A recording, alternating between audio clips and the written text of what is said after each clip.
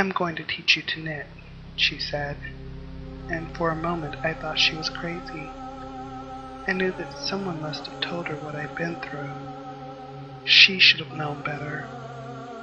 I was broken, defeated.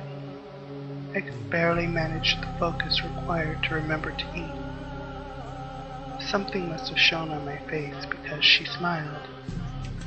"Just sit there, honey," she bade me, and pulled a trunk from its place behind her couch. She opened it. It was packed nearly to overflowing with yarn of every color, every texture, from slippery silk to fuzzy mohair. She tossed the ball of blue cotton to me and handed me a pair of long bamboo needles. "That's the problem with young women today," she said. "No one knows how to knit anymore." She sat beside me with her own needles and yarn.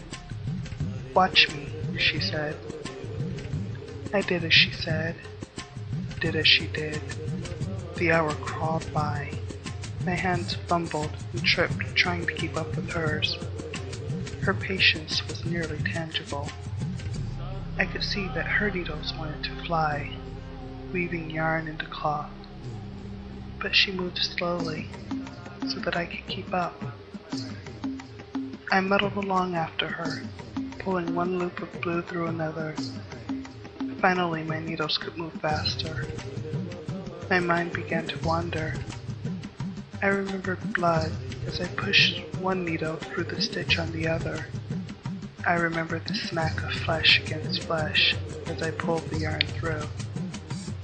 "Relax," she advised, as if she could read my mind.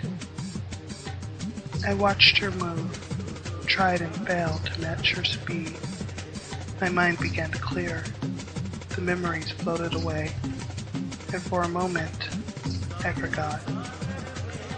Once I wrapped my head around the knit stitch, she taught me to purl, and I crawled again. 2 cups of tea later, I was knitting, slowly, painfully creating a rather decent basket weave cloth.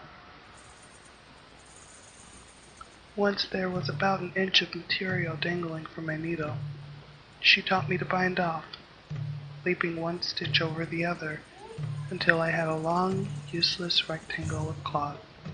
She cut the yarn for me. "Was that so bad?" she asked. My head was clear, and for the first time in 2 months I was calm. "You can keep the needles and yarn," she said, and smiled as if she'd solved all my problems. I felt a flash of irrational anger rise in me. "This won't help," I told her. "You're afraid," she said. "I can see that. Just take your knitting with you everywhere until you aren't so afraid anymore." "This isn't going to help." I said it louder this time. "This is just a distraction." "No," she said. "This is a pact. This is you telling society. I'll do something quiet and girlish. I'll be wholesome and innocent if you let me carry 2 weapons with me everywhere I go."